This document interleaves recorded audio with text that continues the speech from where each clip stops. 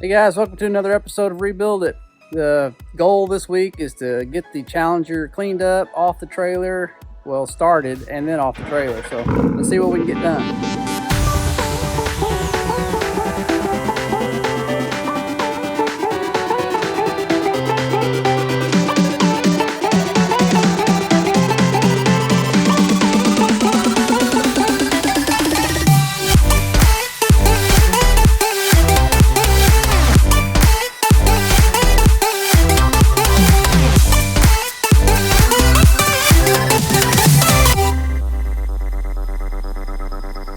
So it is time to clean this bad boy up. We got some rain, so you can actually see that it's red now. And I've been charging the battery for the last couple days, so I think we have power. Yep, we get lights. Dash came on. I'll show you here in a little bit. Mileage and all the stuff in the dash, but for right now, I just want to start cleaning this thing. I got a vacuum. We'll start seeing how much of this dust and junk comes out of the seats and get all the little pieces and parts that are smashed in there out, and just generally clean it up.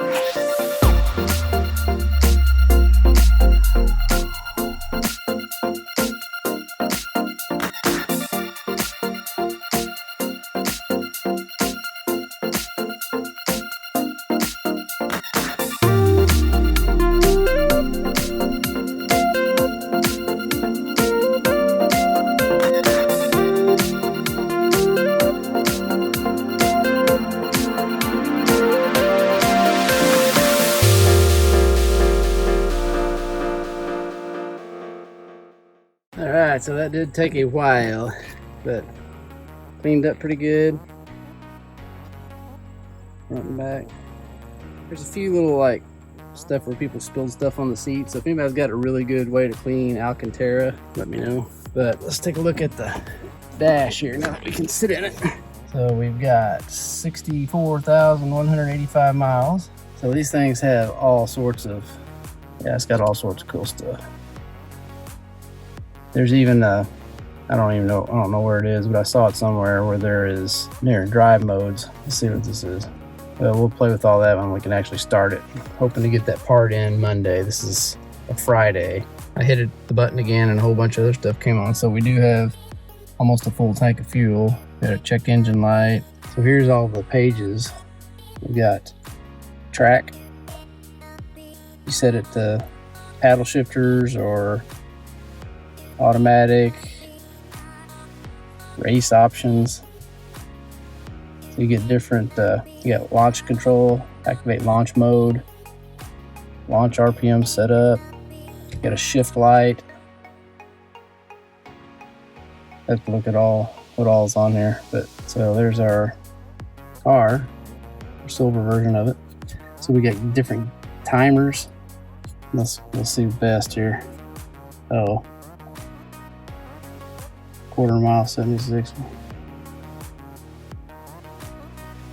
We got different gauges, coolant temp, oil pressure, battery voltage, intake air temp, transmission temp. Got a G-force gauge. We got a engine performance gauge. It shows our torque and our oil pressure and horsepower and all that stuff. This is like really cool. Can't wait to play with all this once we get the car going. So I say we pressure wash this thing and see what the paint actually looks like, and if we see any more big problem areas other than the front. Hopefully these wheels all clean up really nice.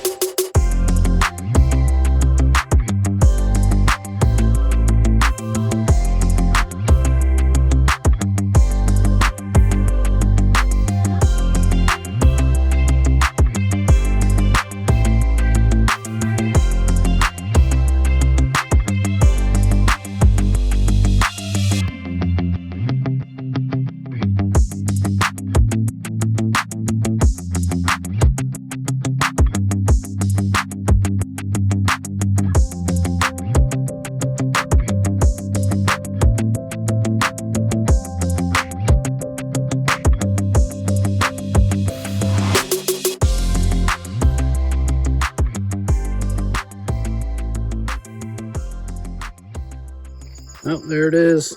Finally clean. Well, mostly clean.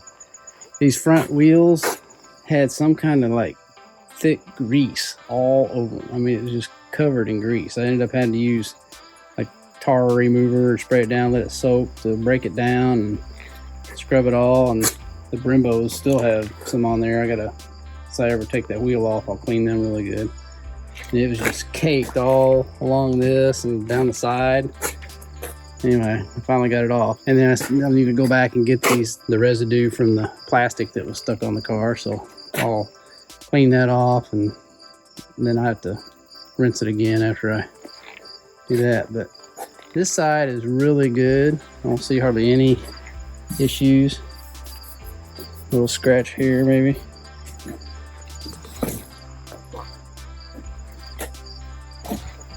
Still going to deal with that tail light that kind of is sinking down a little bit. I think I know how to fix that. And here's something I did not like. I see right here some paint overspray. So someone has sprayed this corner. I see, you know, it's hard to tell because it's almost dark, but it's definitely a hack job, it looks like to me. Looks like something I painted. Boom, roasted. You can tell right here there's a tape line, and they tried to blend right here and didn't do very well, so I'm sure we're going to end up having to paint this whole quarter panel to make it look good, because this is only a 60-something thousand mile car. I hate to finish it and have something like that. I'll ask Mike, see if there's a way to sand that out or anything, but looks to me like that needs to be repainted, because they stopped it right here and painted back here, and this is the original paint this way. So I wish the sun, if it was lighter, you could see the flake in it. Man, it's a deep flake. Hopefully in the next couple days we'll get our belt tensioner back in, and then we can jump in here and install that and put in our new throttle body and start this bad boy up. All right, you have to excuse the wind. It's extremely windy today, but I want to go ahead and get this throttle body changed out, because I should have that belt tensioner in tomorrow. We'll go ahead and take these bolts out, take off this whatever we have to take off to get to it on the cold air intake, and then we'll switch it out.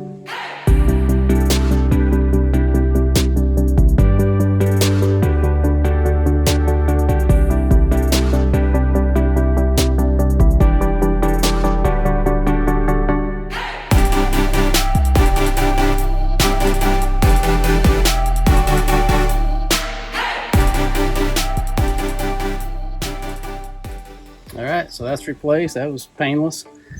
And so now all we gotta do is wait for that little bad boy right there to come in and put our belt on. And this belt, by the way, this is the belt that came off of it, and I've looked at it really close all over, and I can't find any snags or tears or anything. So I think I'm just gonna put it back on. So no sense in spending an extra 40 or 50 bucks if I don't have to.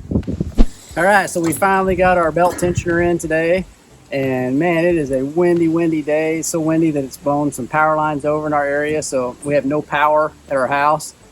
And luckily I don't need power to do this job, so we can at least switch that out and see if we can get the car started. So first thing is let's go get our tensioner and take the old one off. Looks like it's a 16 millimeter socket, so pull that off real quick, and then we'll figure out how to route the belt and put the new one on. So here's our broken one. Just snapped it right off. And that's what made the belt come off. So there's no, like I said, I couldn't find any damage to the belt. So I guess it just popped off whenever it cracked that. So that's what it's supposed to look like. And you put it on there like this, and you can see there's like a little tab right here. And so that goes in a hole.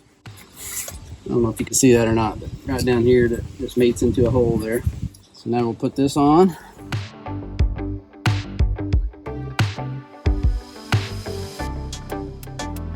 Okay, Now we'll look and get our the route that our belt takes, our little pattern, and figure that out. And then we'll use our breaker bar here to go into the tab at the bottom of this thing. So once that goes in that hole, you can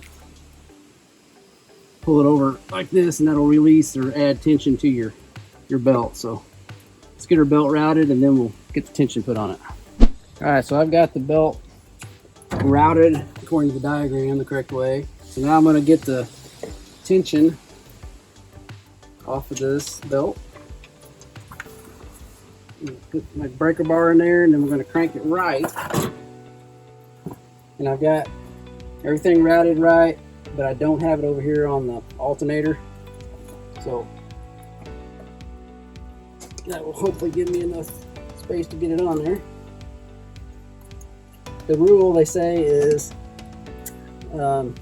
smooth to smooth, rib to rib. So if it's got a rib, you know, on the pulley, make sure there's a rib on the belt that's going around it. And if it's smooth on the pulley, make sure the smooth side of the belt's going to it. So that's all there is to it. Looks like it's on there correctly. I don't know if you can see it. I got these brake lines in the way, but it's going round and around, and there's our tension on it. So everything is ready on this thing that I know of to start it the first time. Remember, we don't have much. There's some antifreeze in the radiator, but we're not sure how it leaked out because our reservoir is empty. So we're going to start it and just let it run for a little bit and make sure everything sounds good and all that. And we already checked the oil. It's got oil in it. I say we start this thing. You guys remember that we bought this thing as a non-runner, so you're never 100% sure this thing's going to start. Press the brake. We should have good enough juice in it. It's been charging for a few days, so here we go. Cross your fingers.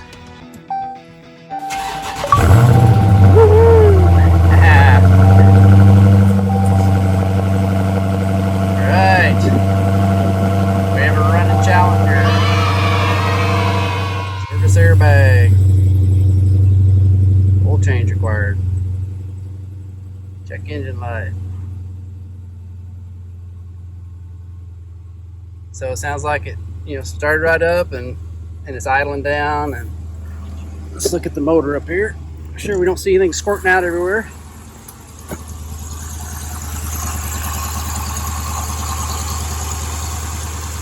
Belt's running smooth. We can't let it run a whole long time because we don't know about the coolant. So, but that's always a big relief whenever you start them and they start right up and sound good. Don't sound like there's any issues at all. So, all right. So now that we know it'll run, let's get this thing off the trailer and get this trailer out of my way.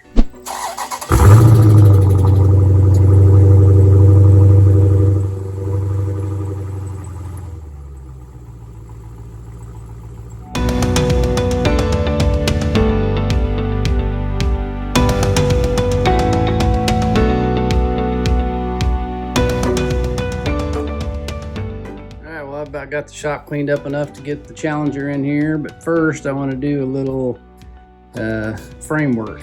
So I'm going to do it the hillbilly way with a chain and a tree, and I do have a gauge here, trans gauge, so it makes it a little less hillbilly. And we'll measure the diagonals across there and make sure everything's good with those two frame rails. So there's the Challenger, there's the tree. What I want to do is put this chain around the tree and give myself something to pull on from. And I've got a ratchet, like a come along ratchet type winch, hand winch in there, and I'll hook it right to here. And all I want to do is pull this out enough to straighten this flange. Get it back, you know, straight enough for this flange to be straight across. But before we do that, let's see if we can figure out a way to measure diagonally across here with our little trans gauge and see if our actual arms are straight. When you look at them, I mean, they look like really straight, which is very odd because usually when the car gets hit right here, it bends, pulls both of these arms in, you know, the same. And this looks like it might have, you know, gave us a little bit of crease right in here, which I think we can take out with our little porta power. So let's see what happens when we pull this out, but let's do some measurements first. Check this out. I've got the trans gauge in a little hole right there. It's the same one as this. I know it's slotted, but I've got it in the same area of the slot. Checked it on both sides. And then when I come down here, it is pointing directly over this weld, the spot weld right here on the rail, okay? So let's put it on the other side. It's magnetic, so it's kind of hard to, and I'm gonna set it down, and here is where it is over here. I mean, if it's off, it is just like a teeny tiny bit. So I don't see how that can, we'll see when we get this pulled out and try to get the flanges straight and get the old crash bar off, and we'll go get the new crash bar we have and see if all of our holes line up. But if it does, I mean, I'd say that's got to be within tolerance. It is really, really close, which is amazing.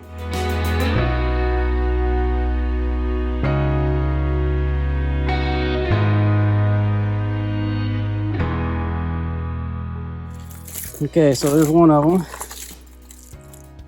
Straighten back up, and we will now we should be able to get to the bolts. You can't see in there, but yeah, now we can get the bolts off. So now let's move the car over a little bit and hook onto here. It needs to have a straight pull, so you just scoot over about a foot probably.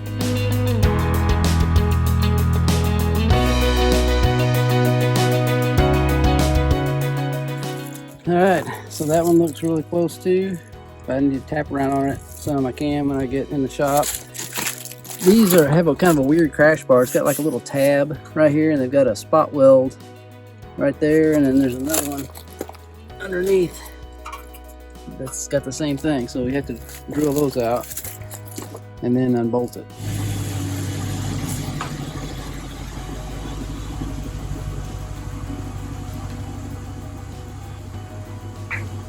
Look how huge this thing is in the shop compared to the little Solstices. I mean, it takes up a ton of room.